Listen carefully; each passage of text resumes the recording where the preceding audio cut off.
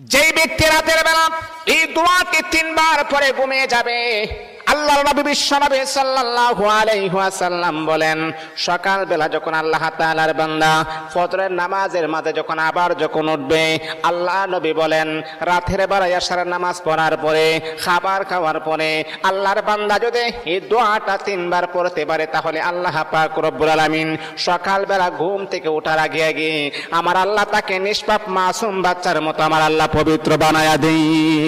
দোয়াটা সবাই আমরা জানি, আমরা সবাই কিন্তু দোয়াটা জানি, কিন্তু আমরা আমল করি না। দোয়াটা হলো আস্তাগফিরুল্লাহাল্লাযী লা ইলাহা ইল্লা হুয়াল হাইয়ুল কাইয়্যুম ওয়া আতুবু ইলাইহি লা হাওলা ওয়ালা কুওয়াতা ইল্লা বিল্লাহিল আলিয়্যিল আযীম।